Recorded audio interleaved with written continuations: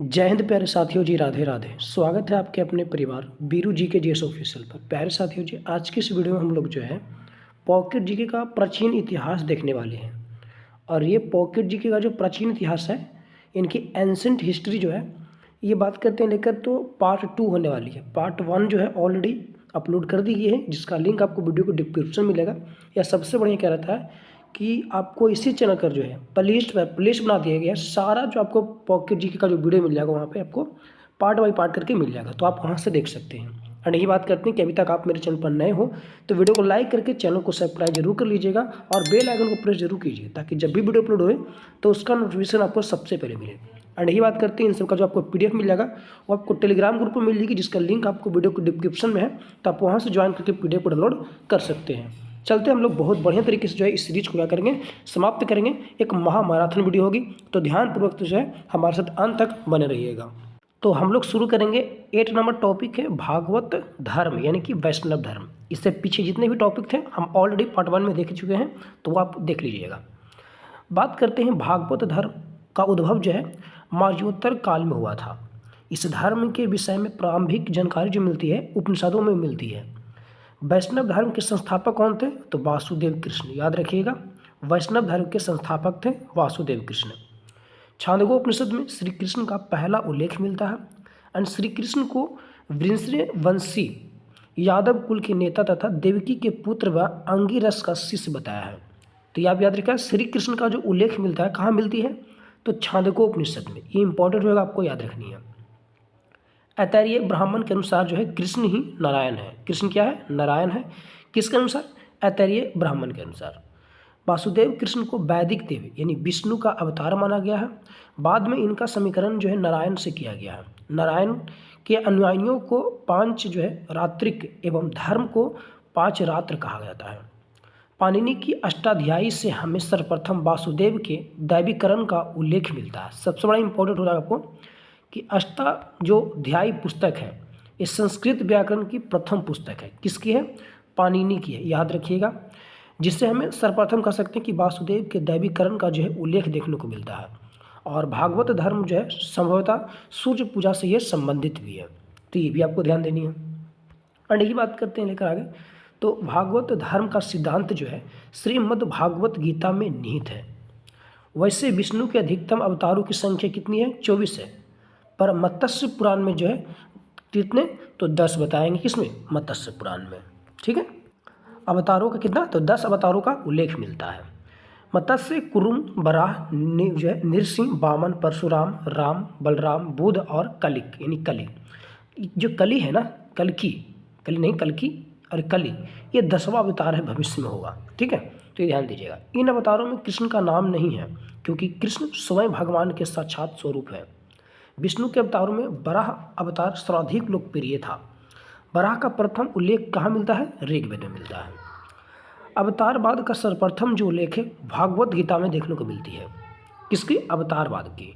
विष्णु को चतुर्व्यूह यानी सांब, अनिरुद्ध, प्रबुद्ध, संकर्षण के साथ में जो है पूजा जाता है। किसमें? चतुर्भुज के रूप में। चतुर्व्यूह पूजा का सर्वप्रथम जो उल्लेख है विष्णु संहिता में देखने को मिलता है। एंड वैष्णव धर्म में पांग जो है पांगिरात्र प्रमुख हैं, जिसमें पहला वासुदेव यानी कि कृष्ण, संकर्षण, लक्ष्मी, अनिरुद्ध और प्रभुमन। नोट, विष्णु के सुदर्शन चक्र में कितने हैं? 6 तिलियाँ हैं, तो ये आप याद रखिएगा। ठीक है, फिर दक्षिण भारत में भागवत धर्म को अलवार यानी कि अलवार कहा जाता है। इंपॉर्टेंट बनेगा यहाँ से। फिर यही बात करते हैं, मेगास्थनीज ने जो है श्री कृष्ण को हेराक्लीज कहा है। तो हेराक्लीज श्री कृष्ण को कहने वाला कौन था? मेगास्थनीज। वैष्णव धर्म के सिद्धांत एवं शाखाएँ, तो ध्यान दीजिएगा। यहाँ से तो 100% आपको एग्जाम में देखने को प्रश्न मिलेगा। अगर याद करते हैं तब तो बढ़िया है, ध्यान दीजिएगा। प्रमुख संप्रदाय ये है, उसका मत दिया गया। आचार्य कौन थे? किस सदी का ये दी गई है, बात करती है। तो पहले बात करते हैं ब्राह्म संप्रदाय का। इसका मत क्या है? द्वैतावाद। अच्छा, ये मत के देने वाला कौन? माधवाचार्य, यानी बोल सकते हो आनंद तीर्थ, यानी माधवाचार्य एक तरह से हम बोल सकते हैं। तो माधवाचार्य ने मत द्वैतावाद का दिया था। प्रमुख इनका संप्रदाय कौन सा था? ब्राह्मण संप्रदाय। बहुत इंपॉर्टेंट है, याद रखिएगा। कौन सी शताब्दी में दी गई थी? 13वीं शताब्दी में। फिर बात करते हैं लेकर आगे सनक संप्रदाय। किसका मत किया है? द्वैतावाद। किसने दिया था? निबकाचार्य ने। यानी निबकाचार्य किससे संबंधित है? सनक संप्रदाय से। मत कौन सा था? द्वैतावाद। अच्छा, खाली द्वैतावाद करता है, यहाँ द्वैता है, खाली द्वैतावाद करता माधवाचार्य हो जाएगा। ये भी है 13वीं शताब्दी का। फिर अगला है वैष्णव संप्रदाय, ये विशिष्ट द्वैतावाद इसका मत है, और निबकाचार्य से ये हो जाएंगे वो रामानुजाचार्य हो जाएंगे इनका मत, इन सिद्धांत देने वाले। तो याद रखिएगा, बात करते हैं वैष्णव संप्रदाय को लेकर, तो इसका संस्थापक कौन थे? रामानुज हो जाएंगे। इनका मत क्या है? विशिष्ट द्वैतावाद। याद रखिएगा 12वीं शताब्दी का यह था। फिर है रुद्र संप्रदाय। रुद्र संप्रदाय इसका मत क्या है? शुद्ध द्वैतावाद। और विष्णु स्वामी या बोल सकते हैं वल्लभाचार्य। तो हमने बताया थे, जब बताए थे कि पॉकेट जी को कैसे पढ़ें, जो वीडियो अभी तक बहुत ट्रेंडिंग में है, वायरल हो गई है, ठीक है। आप लोग बहुत प्यार दें उस वीडियो पर कि हम लोग कैसे पॉकेट जी को पढ़ें, क्या पढ़ें ना पढ़ें, बताए थे उस वीडियो में। और इसी वीडियो में हम बताए थे कि इससे लेकर टॉपिक को बताए थे, चर्चा भी की थी इसमें कि कैसे याद करनी है। तो जैसे कि बताए थे वल्लभाचार्य, मतलब मेरा भाई जो है शुद्ध तो है, लेकिन कभी कभी रुद्र, मतलब कि पूरा रुद्र हो जाता है, गुस्सा हो जाता है। तो बताए थे कि नहीं बताए थे? तो रुद्र कौन होता है? मेरा भाई हो जाता है, क्योंकि भाई मेरा शुद्ध है, प्योर शुद्ध है, ठीक इसी कारण। तो शुद्ध द्वैतावाद वल्लभाचार्य, रुद्र संप्रदाय वल्लभाचार्य, ऐसे याद करनी है। अब ये सभी आपको याद रखना है, ठीक है, क्योंकि यहाँ से प्रश्न देखने को मिला है, पूछा गया है प्रश्न, इसीलिए। आगे है शैव धर्म। कहते हैं शिव भक्ति के विषय में प्रारंभिक जानकारी जो है सिंधु घाटी में मिलती है। इसके पुरातात्विक साक्ष्य हड़प्पा से शिवलिंग उपासन के रूप में प्राप्त होते हैं। ऋग्वेद में शिव के लिए रुद्र देवता नाम का उल्लेख किया गया है, ठीक। महाभारत में लिंग पूजा का उल्लेख है, और इस काल में शिव को एक श्रेष्ठ देवता के रूप में साक्ष्य मिलता है। लिंग पूजा का सर्वप्रथम जो बात करते हैं स्पष्ट वर्णन जो है वो मत्स्य पुराण में मिलता है। तो अगर बात करते हैं लिंग पूजा का जो सर्वप्रथम जो वर्णन देखने को मिलता है, कहाँ से? तो मत्स्य पुराण से। त्रिमूर्तियों में जो है बात करते हैं तो सृष्टिकर्ता देवता होने के बाद भी आजकल ब्रह्मा देवता की पूजा बहुत कम होती है। प्रारंभिक भक्ति आंदोलन में से एक नैनारों के नेतृत्व में हुआ, जो शिव के भक्त थे। यानी कहने का मतलब कि ये जो नैनार संत हैं, ये संत हुआ करते थे, और ये संबंधित किससे थे? शिव धर्म से, यानी कि शैव धर्म। तो कहीं कहीं आपको शैव दिया रहेगा, तो याद रखना शैव का मतलब होता है शिव भगवान की बात कर रहे हैं, ठीक है। और एक था अलवार संत, अलवार। तो अलवार की बात करता है नैनार। तो नैन के बताए थे, नैन मतलब होता है आँख। 3 आँख किसका है? तो वो है शिव जी का, इनके शिव से संबंधित हो जाएगा। और अलवार संत किससे हो जाएगा? वैष्णव की अगर बात करते हैं लेकर, तो विष्णु धर्म से, ठीक है। और याद रखेंगे प्रश्न पूछा भी गया एग्जामों में, ठीक है। चलिए, और ये अगर बात करते हैं लेकर, तो नटराज एक ब्राह्मणांडीय नर्तन के रूप में हिंदू भगवान शिव का चित्रण है। शैव धर्म का विकास शुंग व सतवाहन वंश के समय में हुआ था।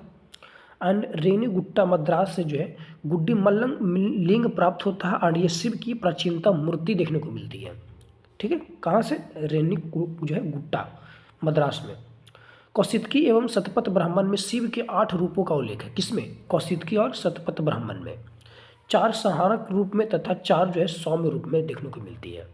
शैव संप्रदाय का जो प्रथम उल्लेख देखने को मिलता है पतंजलि के महाभाष्य में शिव भागवत नाम से हुआ है।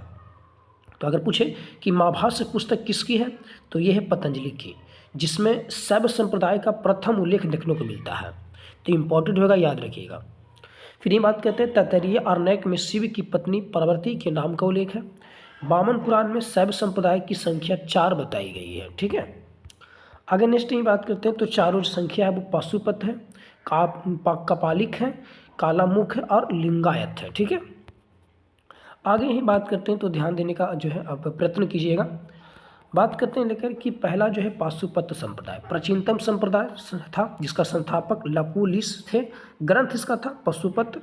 बात करते लेकर सूत्र, अनुयायी कौन था? पंचात्रिक कहा गया था, ठीक है।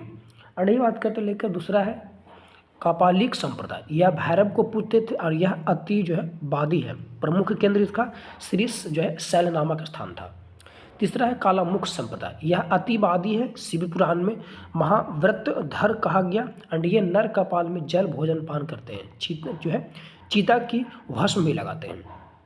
अगला है 4th लिंगायत संप्रदाय, इसका विस्तार कर्नाटक में हुआ। संस्थापक इसका ऋषि अल्लभ बासाबे, ये जंगम भी कहा जाते थे। कश्मीरी संप्रदाय के संस्थापक वसुगुप्त थे, एंड शिव को इन्होंने जो है अद्वैत माना है। ये दार्शनिक व ज्ञान मार्गी होते हैं। एंड दक्षिण भारत में शैव धर्म का प्रचार नैनार या अडियार संतों द्वारा किया गया था। तो ये आप याद रखिएगा, इंपॉर्टेंट बनेगी।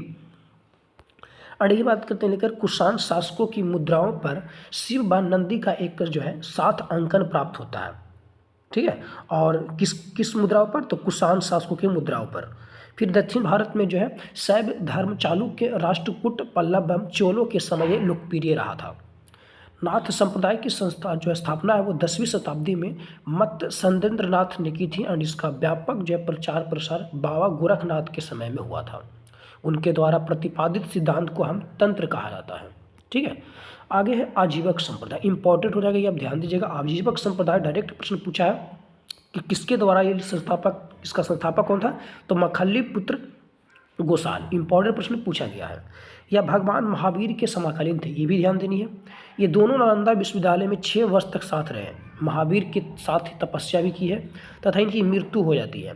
फिर उसके बाद जो है इनके 2 शिष्य पकुत कंचायन व पूरन कश्यप ने मिलकर जो है आजीवन संप्रदाय की फिर स्थापना की थी। इनके अनुयायी कौन थे, भाग्यवाथी थे। एंड मौर्य शासक बिंदुसार आजीवक संप्रदाय का अनुयायी था, ये भी इंपॉर्टेंट हो जाएगा। आजीवक संप्रदाय का संस्थापक रहने वाला कौन शासक था, तो बिंदुसार था, ठीक है, ये मौर्य शासक था। इन्हें प्रश्न पूछेगा कि वैसा कौन सा मौर्य शासक है जो आजीवक संप्रदाय का अनुयायी रहा था, तो वो कौन था, बिंदुसार था, ठीक है। तो जो बताते हैं ना वहीं आप याद रखिए ना, बाकी आपको स्किप करना है, बस जो बताते हैं उस पर ध्यान देनी है। फिर ये बात करते हैं जो संदेहवादी संप्रदाय, इसका संस्थापक संजय बेलपुत्र थे। उच्छेदवादी अजित कैश कंबलीन, अकर्मवादी कौन थे, पूरन कश्यप थे, ठीक है, तो ये ध्यान देनी है। यहीं अगर बात करते हैं अनिश्चयवादी संप्रदाय, संस्थापक इसका संजय बेटलिपुत्र। अनुभौतिकीवादी संप्रदाय के कौन थे संस्थापक, तो पकुत कंचायन। घोर अक्रियावादी संप्रदाय के कौन थे संस्थापक, पूरन कश्यप। और यच्छित बोल सकते हैं कि यदृच्छातवाद संप्रदाय के संस्थापक कौन थे, आचार्य अजित किसकाम्बलिन थे। आगे है शाक्त धर्म, ठीक है। शाक्त संप्रदाय में देवी को भक्ति जो है शक्ति के रूप में पूजते हैं तथा देवी या शक्ति की उपासना का संप्रदाय वैदिक काल जितना ही प्राचीन है, ठीक है, मतलब जितना वैदिक काल प्राचीन है उतना ही शाक्त धर्म ही प्राचीन है। शक्ति संप्रदाय का शैव मत के साथ घनिष्ठ संबंध रखता है। और ये बात करते हैं तो इस ऋग्वेद के 10वें मंडल में एक जो है पूरा सूक्त की शक्ति की उपासना में विवृत है, जिसे तांत्रिक देवी शक्ति कहते हैं, ठीक है।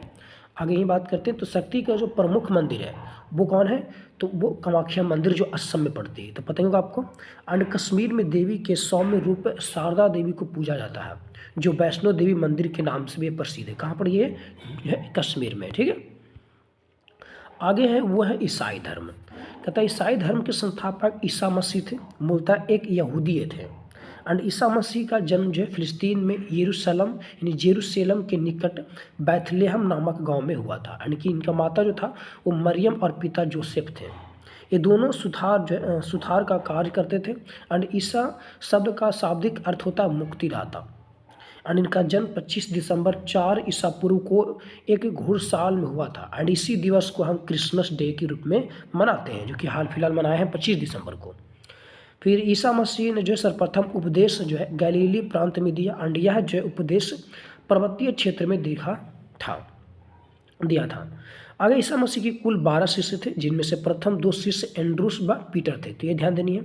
ईसा मसीह को तत्कालीन रोमन गवर्नर जो है पॉन्टियस पायलट ने 33वीं ईस्वी में शुक्रवार के दिन जेरूशलेम नगर के बाहर गुलगोथा की पहाड़ी पर सूली पर चढ़ा दिया गया, तथा इनकी मृत्यु हो जाती है। तो पता ही होगा आप लोगों को, ठीक है। एंड यही बात करते हैं लेके आगे, तो कहता है जेरूशलेम की ईसाई समाज की जननी और सबसे पवित्र तीर्थस्थल भी वो माना जाता है, जहाँ पे उनका सूली पर चढ़ाया गया था। फिर ईसाई धर्म का सबसे पवित्र ग्रंथ कौन सी है, बाइबिल, ये इंपॉर्टेंट बनेगा, ठीक। तो सभी धर्म का जितना भी पवित्र ग्रंथ है, जैसे हम लोग का जो हिंदू धर्म का जो अगर बात करते लेकर कि पवित्र ग्रंथ क्या है, तो श्रीमद् भगवद गीता है ना। तो ये सभी आपको याद रखनी है। जैसे कि जो मुस्लिम लोगों का कुरान हो गया, ईसाई धर्म का बाइबिल हो गया, इन सभी आपको याद रखना है, ठीक है। सिख ईसाई जो उतना भी है सबको आपको याद रखना है, क्योंकि यहाँ से प्रश्न देखने को मिलेगा आपको। फिर 19वीं शताब्दी में बाइबिल का हिंदी अनुवाद कैरे ने किया था, जिसे धर्मशास्त्र के नाम से जाना जाता है। ईसाई धर्म का सबसे पवित्र जो चिन्ह है वो कौन है, क्रॉस का है, ठीक है। एंड ईसाई तृत्व में विश्वास रखते थे। ये है ईश्वर पिता, ईश्वर पुत्र, ईश्वर पवित्र आत्मा है, ठीक है, तो ध्यान देनी है। आगे है इस्लाम धर्म। तो इस्लाम धर्म की बात करते हैं तो खुदा के प्रति पूर्ण समर्पण ही इस्लाम है। इस्लाम का उदय मक्का में हुआ और इसके संस्थापक हजरत मोहम्मद साहब कुरैश थे। इनका जन्म 570 जो है ईस्वी में मक्का में कुरैश कबील में हुआ। उनके पिता अब्दुल्ला थे और उनकी मृत्यु जो है उनके जन्म से पहले हो गई। उनकी माता अमीना थी और जिनका देहांत मोहम्मद साहब को 6 वर्ष की अवस्था में हो गया था। उनका पालन पोषण उनके चाचा अबू तालिब ने किया जो कबीले के स्वामी थे।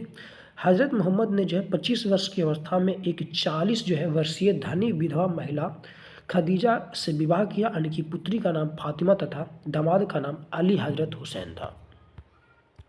नोट में दी गई है हज़रत मोहम्मद को 40 वर्ष की अवस्था में लगभग 610 ईस्वी में जो है एक देवदूत जिब्राइल का संदेश मक्का के पास हीरा नामक गुफा में मिला और उन्हें जो है अनुभूति होती कि वे एक नबी सिद्ध पुरुष और रसूल इनकी संदेश वाहक हो गए हैं। इस घटना के बाद पैगंबर मोहम्मद ने अपना जीवन ईश्वर का संदेश संसार में जो है प्रचारित करने में व्यतीत किया। इस्लाम का आधार है एकेश्वरवाद, अर्थात अल्लाह की सीधे आराधना करनी चाहिए। मूर्ति पूजा का विरोध किया गया इसमें। फिर 622 ईस्वी में जो है हज़रत मोहम्मद मक्का से मदीना चले गए और 24 सितंबर 622 ईस्वी को इस्लाम जगत में मक्का त्याग कर मदीना जाने की यात्रा को हिजरत कहा जाता है। ठीक, और इसी दिन से जो इस्लाम में हिजरत संवत यानी मुस्लिम संवत भी आरंभ हुआ था। आगे है मदीना में पवित्र कुरान की रचना हुई जो अरबी भाषा में संप्रेषित की थी। इस्लाम धर्म का जो पवित्र ग्रंथ वो क्या है? कुरान है। तो मैंने बताया था आपको कि जितने भी धर्म उनके पवित्र ग्रंथ आपको याद रखना, क्योंकि यहाँ से प्रश्न आपको देखने को मिलेंगे। जिब्राइल ने आदेश दिया कि अल्लाह एक है और मोहम्मद अल्लाह का पैगंबर है। मोहम्मद पैगंबर कहलाए और उन्हें कुरान की शिक्षाओं का संदेश दिया। मोहम्मद के जो है अनुयायियों के 5 कर्तव्य है: कलमा पढ़ना, प्रतिदिन 5 बार नमाज पढ़ना, रोज़ा यानी व्रत करना, हज यानी कि तीर्थ यात्रा, और ज़कात यानी धार्मिक कर्म। फिर मोहम्मद ने खुदा को केंद्र मानकर मदीना की मुस्लिम राज्य की स्थापना की तथा शासन का आधार कुरान था और कुरान के धार्मिक कानूनों को जवाबित कहा जाता है। और 8 जून 632 ईस्वी को 63 वर्ष की अवस्था में हज़रत मोहम्मद साहब की मृत्यु हो जाएगी तथा उनको मदीना में जो है दफनाया गया था। कुरान में खलीफा शब्द प्रतिदिन के लिए प्रयुक्त हुआ है, लेकिन पैगंबर के उत्तराधिकारियों को भी खलीफा कहा जाता है एवं उनके साम्राज्य को खिलाफत कहा जाता था। हज़रत मोहम्मद की मृत्यु के बाद इस्लाम धर्म सुन्नी तथा शिया नामक 2 जो है पंथों समुदाय में विभक्त हो गया। 4 खलीफा थे जिसमें एक थे अब्बू। ये देखिए मेरे हिसाब से लगता है नहीं कि ये सब प्रश्न पूछेगा ना, ठीक है, तो क्यों समय बर्बाद करना। ठीक है, बस आपको खाली वही याद रखना जो मैंने आपको बताया कि कौन सा जो है इसका ग्रंथ होता है धर्म का, वो आपको याद रखनी है। मुझे नहीं लगता है कि इसमें से आपको एक ही प्रश्न देखने को मिलेगा। ठीक है, बिल्कुल देखने को नहीं मिलेगा, तो बेकार का समय मुझे बर्बाद करना। चलिए देखते हैं पारसी धर्म को लेकर। पारसी धर्म के संस्थापक जो है जरथुस्त्र थे। इनका जन्म जो है प्राचीन ईरान में लगभग 1700 ईसा पूर्व में हुआ था। इनकी माता का नाम धोबा था और पिता का नाम पौरुष हस्वप था। और इस्लाम आने के पूर्व प्राचीन जो है ईरान में जरथुस्त्र धर्म पारसी धर्म था। और पारसी धर्म का जो धार्मिक ग्रंथ है जेंदा अवेस्ता, ये याद रखनी है आपको कि पारसी धर्म का जो धार्मिक ग्रंथ हो जाएगा वो जेंदा अवेस्ता हो जाएगा, जो अवेस्ता भाषा में है। एंड इनका प्राचीन चिन्ह जो है पवित्र कुर्ती, ठीक है, पवित्र क्या कुर्ती और पवित्र धागा है। इसके न्याय एक ईश्वर अहुर को मानते हैं। इनके धर्म स्थल को अग्नि मंदिर कहा जाता है। ठीक है, तो ये भी आपको याद रखना है। और इसके अन्य नाम है आतिश बेहराम या दर ए मेहर है। इन धर्म में अग्नि पूजा का विशेष महत्व, इसीलिए इसके अनुयायियों को अग्नि पूजक भी कहा जाता है। फिर यही नोट में दी गई है और दी गई है कि अकबर ने फारसी संत दस्तूर मेहर राना ने जो है प्रभावित होकर 24 घंटे दरबार में अग्नि प्रज्वलित करने का आदेश दिया था। और इसके ग्रंथ की मूल शिक्षा का सूत्र सद्विचार, सद्वचन, सद्कार्य है। फारसी त्योहारों नवरोज नव वर्ष का जो है खारदोद साल जन्म, तो ये फारसी में आता है। नवरोज हो गया, खारदोद साल, ये सभी जो है ना फारसी धर्म कहा जाता है। ठीक है, फिर यहूदी धर्म है। तो यहूदी धर्म की बात करते हैं तो इसमें भी आपको उतना याद नहीं रखनी है। ठीक है, मतलब मेरे हिसाब से एकदम बेकार ही है, क्यों इसमें जो है समय बर्बाद करनी। ठीक है, तो इसको हटा दीजिए क्योंकि यहाँ से प्रश्न देखने को मिलेगा नहीं। जो देखने को मिलेगा वो आप ध्यान से ही पढ़ लीजिए, बाकी स्किप ही करना मेरे हिसाब से। जैसे यहूदी धर्म के सर्वप्रथम पैगंबर अब्राहम इब्राहिम को माना जाता है, याद रखनी है, जो ईसा से 200 वर्ष पूर्व हुए थे। पैगंबर जो है अब्राहम के पहले बेटे का नाम हजरत इसहाक है। ये सब थोड़ी प्रश्न पूछेगा, नहीं पूछेगा, तो क्यों हम इस सब पर जो है टाइम बर्बाद करना, ठीक है, एकदम नहीं करना टाइम बर्बाद। अगर बहुत ही याद करना तो इसे याद कर लीजिए आप लोग, ठीक है, कि इजराइल की स्थापना 47 ईस्वी में हुई थी, यानी वर्तमान इजराइल राष्ट्र का राज धर्म यहूदी ही धर्म है, ठीक है। फिर इसमें भी जो इम्पोर्टेंट नहीं है, क्योंकि सब प्रश्न पूछेगा ही नहीं आपसे, तो बेकार अपने समय जो है बर्बाद करना, मेरे हिसाब से बिल्कुल समय बर्बाद करना इसमें, ठीक है। और यहीं अगर याद करना तो यहूदी धर्म जो है का भारत में प्रवेश हुआ था 1973 ईसा पूर्व में हुआ था, केरल के मालाबार तट पर हुआ था। तो इतना इंपॉर्टेंट नहीं, बेकार समय बर्बाद करनी है, पढ़िए वही जो एग्जाम में आए, ठीक है। तो ये सब भी इम्पोर्टेंट नहीं है। बाकी दी गई 2017 की जनसंख्या की रिपोर्ट के अनुसार विश्व में जो है सिर्फ 1.45 करोड़ यहूदी ही बचे हैं, जिनमें से लगभग 64 लाख इजराइल में और 57 लाख जो अमेरिका में रहते हैं, ठीक है। तो ये आपसे ध्यान देनी है थोड़ी। बाकी बात करते हैं मगध का जो है राज का उदय, ये तो बहुत ही इंपॉर्टेंट है एंड यहाँ से प्रश्न आपको देखने को 100% मिलेगा। कहता कि मगध राज के उत्कर्ष के मुख्यतः 3 वंशों का योगदान रहा था, ठीक है, जिसमें मगध राज का पहला जो था वो हर्यक वंश था, दूसरा शिशुनाग वंश और तीसरा जो था वो नंद वंश था। यह मगध का सबसे प्राचीन वंश के संस्थापक कौन थे? तो बृहदत्त थे। याद रखना इंपॉर्टेंट बनेगा कि मगध के सबसे प्राचीन वंश के संस्थापक बृहदत्त थे और जरासंध जो थे वो बृहदत्त का ही पुत्र था, ये भी ध्यान देनी है। और इसकी प्रारंभिक राजधानी क्या थी? ग्रीवराज, इसी को राजगिरी या फिर अभी प्रेजेंट में राजगिर बोलते हैं। मगध राज्य के आरंभिक इतिहास की जानकारी महाभारत से मिलती है। तो ये सभी आपको कोई दिक्कत नहीं होनी चाहिए, इंपॉर्टेंट होगा तो इसको आप एक बार नहीं 2 बार नहीं लेकिन याद करके ही जानी है। फिर ये बात करते हैं हर्यक वंश को लेकर। सबसे पहले आपको ये टोटल अथी भी रखनी है, जितना भी जो टाइम पीरियड है वो आपको याद रखनी है कि 540 ईसा पूर्व से लेकर 412 ईसा पूर्व के बीच जो है हर्यक वंश का शासन रहा, जिसमें इसका संस्थापक कौन था? बिंबिसार था। इनकी हर्यक वंश का संस्थापक कौन है? बिंबिसार, जो कि 544 ईसा पूर्व से लेकर 492 ईसा पूर्व तक ये शासन किया। बिंबिसार ने हर्यक वंश की स्थापना की और 540 ईसा पूर्व पर जो है मगध की गद्दी पर बैठा और इसको श्रेणी के नाम से जाना जाता है। तो श्रेणी के नाम से किसे जानते हैं? बिंबिसार को। इंपॉर्टेंट है, बताते हैं, याद रखिएगा। बिंबिसार बौद्ध धर्म का अनुयायी था, ये भी याद रखना है। जैसे अगर बात करते हैं हम लोग कर बिंदुसार के बारे में, बिंदुसार की अगर बात करते हैं आपके सामने कि बिंदुसार ने जो है किस धर्म का जो है अनुयायी था, तो आजीवक संप्रदाय, बताए थे ना, बताए थे, ये आजीवक संप्रदाय के जो है अनुयायी था। लेकिन यहीं पे बिंबिसार जो था वो बौद्ध धर्म के अनुयायी था, तो याद रखनी है।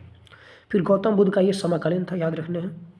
इसने राजगिर को जो अपनी राजधानी बनाया था, तो राजगिरी को राजधानी बनाना कौन था? पहला वो बिंबिसार ही था। और इसका निर्माण भी किया था, ये किसका? राजगिर का। एंड इस नगर का योजनाकारक वास्तुकारक महागोविंद थे। वास्तुकारक की अगर बात करते तो महागोविंद थे राजगिर का। एंड यह प्रथम साम्राज्यवादी शासक था।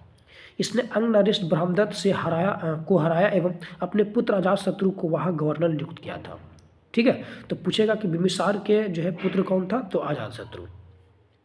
इसने जो कौशल नरेश जो है प्रसेनजाति की बहिनी कौशला देवी से विवाह किया और इसने लक्ष्मी जो है लिच्छवी राजकुमारी चेलना से विवाह किया, तो याद रखना है। इस जिसको जो है जिससे इनका पुत्र हुआ था वो अजातशत्रु हुआ पैदा हुआ था। तो अजातशत्रु जो पैदा हुआ था ना, ये इसी लिच्छवी की राजकुमारी चेलना से हुआ था, ठीक है, तो याद रखनी है। बाकी यही बात करते हैं नेक्स्ट। तो प्रसेनजित ने बिंबिसार को काशी दहेज में दिया और इसने मद्रदेश की राजकुमारी क्षेमा इनकी खेमा से विवाह किया। उसने अपने चिकित्सा जीवक को अवंती के शासक प्रगोत जो पांडव रोग से पीड़ित था उसकी चिकित्सा हेतु भेजा। जीवक की शिक्षा तक्षशिला में हुई थी और इसके पुत्र अजातशत्रु ने 492 ईसा पूर्व में इसकी हत्या कर दी थी। तो इसमें भी कोई दिक्कत नहीं होनी चाहिए। फिर यही बात करते हैं लेकर अजातशत्रु को लेकर, ठीक है। तो अजातशत्रु की बात करते हैं लेकर 492 से लेकर 460 ईसा पूर्व तक ये शासन करता है। और यही बात करते हैं लेकर, तो ये आपको पता चल गया ना कि 492 ईस्वी में जो है ये जो अजातशत्रु है ये अपने पिता बिंबिसार को हत्या कर देता है, बिंबिसार को, ठीक है, मार देता है, याद रखनी है, ठीक है। खुद अपने पिता को मारता है, मार कर गद्दी पर बैठ जाता है। कब? तब 492 ईसा पूर्व से लेकर 460 तक रहता है। एंड इसका उपनाम जो है कुनिक था। तो श्रेणी के नाम से हम किसे जानते हैं? पूछेंगे प्रश्न तो क्या बताइएगा? बिंबिसार को। कुनिक के नाम से क्या जानते हैं? अजातशत्रु को। तथा इसे जो है पितृहीनता भी कहा जाता है। अच्छा, प्रश्न पूछा गया है पितृहंता किसे कहा जाता है? अजातशत्रु को, ठीक है, तो याद रखना। जिसे कहने का मतलब हुआ कि बिंबिसार को जो है बिंबिसार को हत्या कौन किया? तो अजातशत्रु। और अजातशत्रु की हत्या कौन किया? उदयन कर दिया। कौन कर दिया? उदयन कर दिया। इसीलिए इसे जो है वंश को क्या बोलते हैं? पितृहंता बोलते हैं। तो पितृहंता के रूप में अगर बात करते हैं डायरेक्ट, तो किसे बोलते हैं? अजातशत्रु को बोलते हैं। अजातशत्रु 492 ईसा पूर्व में जो है मगध की गद्दी पर बैठा था, याद रखनी है। इसने काशी पर भी जो है अधिकार कर लिया एंड इसने अपने पिता की हत्या गौतम बुद्ध के चचेरे भाई देवदत्त के कहने पर कर दी थी, ठीक है। एंड इसके मंत्री वस्कार ने बज्जिस संघ के फूल डाली थी एंड अजातशत्रु ने बज्जिस संघ को जीत लिया एंड इस जो है एवं इस युद्ध में जो है उसने रथमुसल एवं महाशिला कटक का प्रयोग किया। लिच्छवी गणराज्य को अजातशत्रु ने मगध में मिला लिया एंड अजातशत्रु ने जो प्रथम बौद्ध संगीत का आयोजन राजगीर में करवाया था। तो याद रखना कि प्रथम बौद्ध संगीत का जो आयोजन किया गया था, जिसे हमने अगर बात करते हैं तो प्रथम जो बौद्ध संगीत हुई थी ना, ठीक है, कहाँ पे हुई थी? राजगीर में हुआ था। इसका आयोजन करने वाला कौन था? तो यही कौन? अजातशत्रु था, ठीक है। तो याद रखना, ठीक है, कौन था? अजातशत्रु था, ठीक, कोई दिक्कत नहीं होनी चाहिए। कहाँ पे की गई थी? राजगीर में की गई थी। फिर यही बात करते हैं लेकर, तो दूसरा जो बौद्ध संगीत हुआ थी कालाशोक के समय हुआ था, कालाशोक के समय हुआ था, ये भी याद रखनी है। तीसरा जो हुआ था वो अशोक के समय में हुआ था, अशोक के समय हुआ था। चतुर्थी जो बौद्ध संगीत हुई थी वो किसके समय हुआ था? तो कनिष्क के समय हुआ था। ये सभी आपको याद रखनी, ठीक है। तो पहला हमने देखने राजगीर में हुआ था, किसके समय हुआ था ये? तो अजातशत्रु के समय। और अजातशत्रु की जो है हत्या उसके पुत्र उदयन ने 461 ईसा पूर्व में कर दी।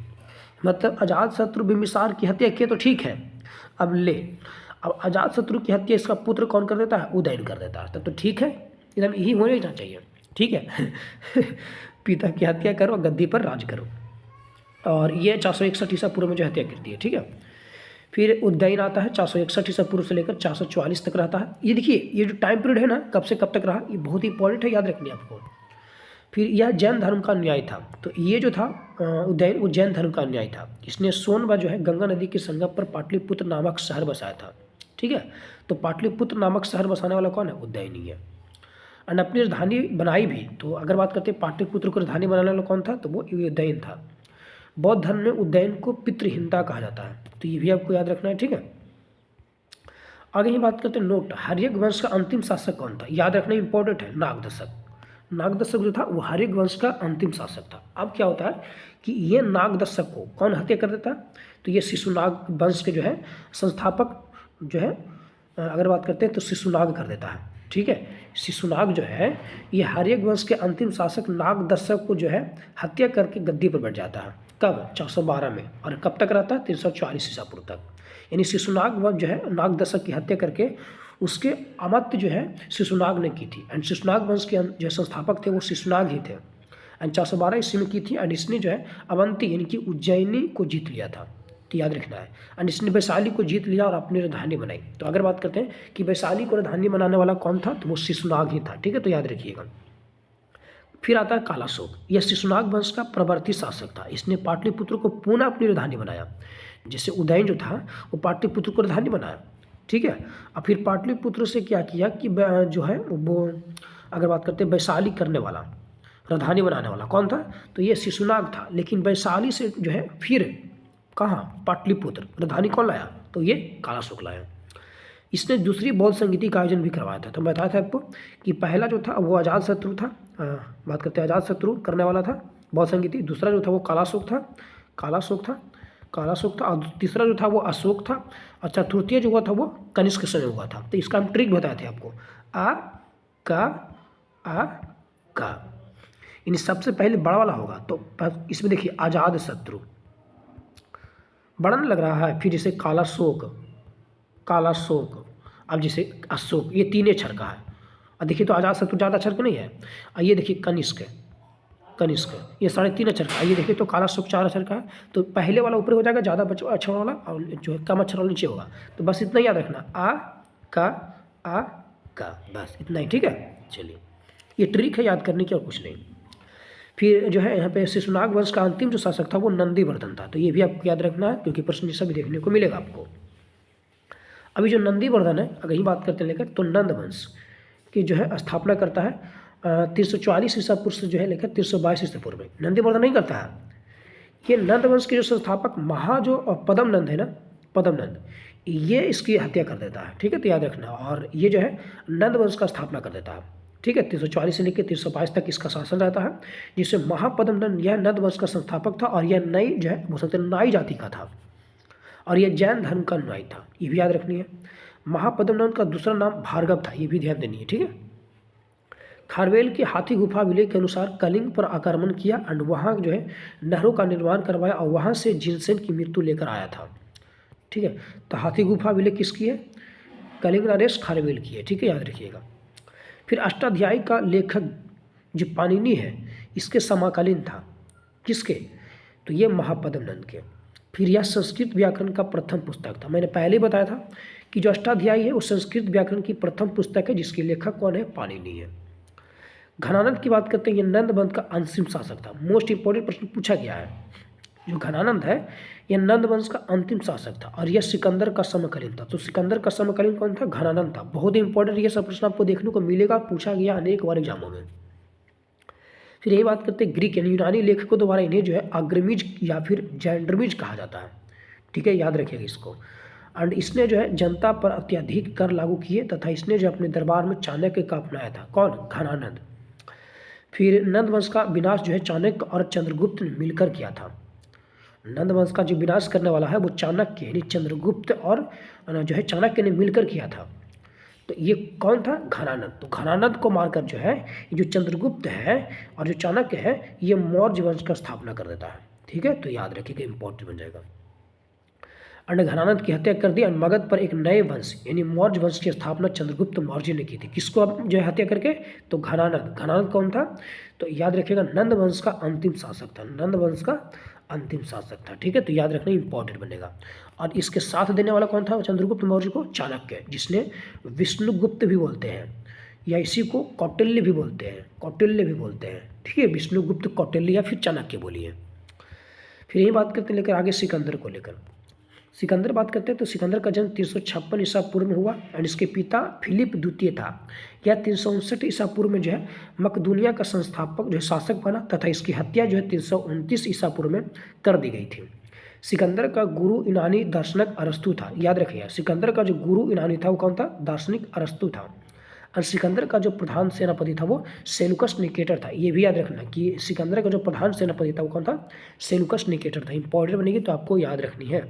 अगर आप किसी भी जो है टीचर या किसी भी जो है पब्लिकेशन बुक का अगर आपको पीडीएफ चाहिए तो आप जो है 94 30 53 48 79 पर जो है व्हाट्सएप मैसेज कर सकते हैं और मात्र जो है आपको एक बुक का पीडीएफ 21 रुपये में मिल जाएगा।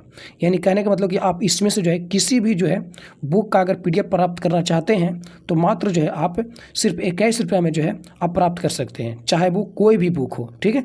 तो ये सभी अपने में आप बेहतरीन बुक है। अगर आप किसी भी एग्जाम की तैयारी करना चाहते हो, चाहे यूपीएससी हो, पीसीएस हो, ये सिर्फ आपको डेमो में है दिया गया है। अभी बहुत सारे बुक हैं तो आपको कोई भी बुक का पीडीएफ चाहिए तो आपको मिल जाएगा, ठीक है। तो आपको क्या करना है 94 30 53 48 79 पर व्हाट्सएप मैसेज कर दीजिए, वहाँ पे आपको पीडीएफ भेज दिया जाएगा। मात्र 21 रुपये में जो है आपको पीडीएफ पड़ेगा, ठीक है, ये याद रखिएगा। चलिए, सिकंदर ने 326 ईसा पूर्व में हाइडेस्पीज यानी झेलम का युद्ध किया, जो पोरस व सिकंदर के बीच होता है। तो याद रखिएगा ये जो हाइडेस्पीज या बोल सकते हैं झेलम का जो युद्ध होता है 326 ईसा पूर्व में, ये पोरस व सिकंदर के बीच होता है। इंपॉर्टेंट होगा, ध्यान देनी है।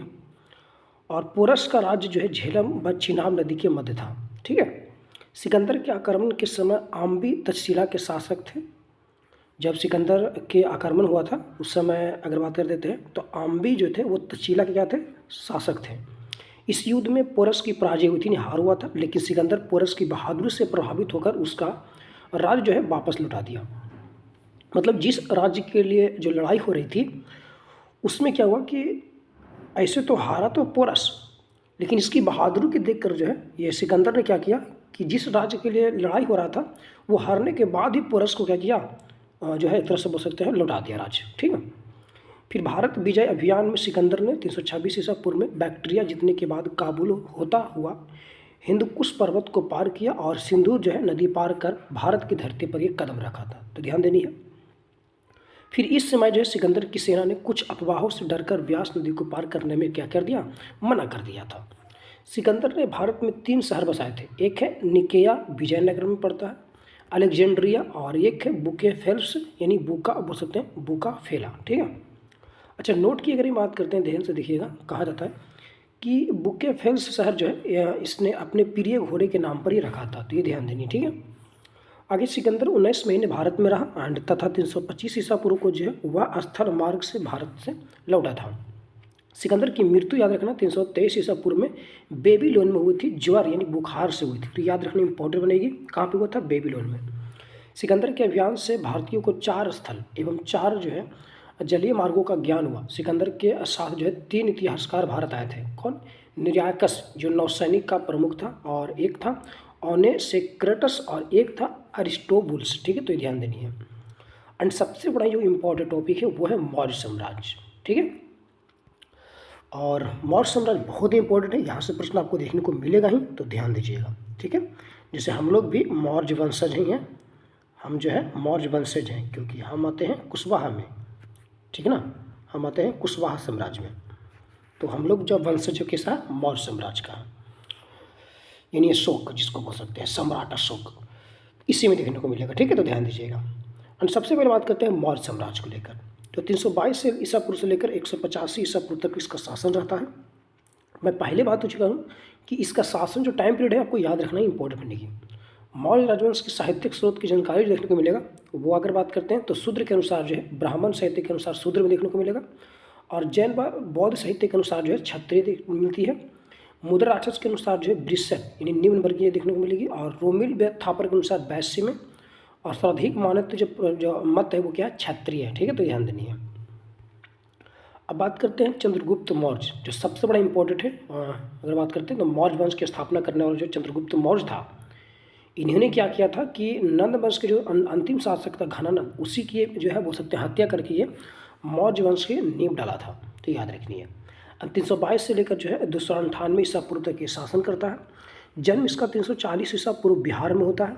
चंद्रगुप्त ने जो है नंद वंश जो बताए थे कि घनानंद जो अंतिम शासक था उसको हराकर 322 ईसा पूर्व में मौर्य वंश की स्थापना की थी, इंपॉर्टेंट बनेगा।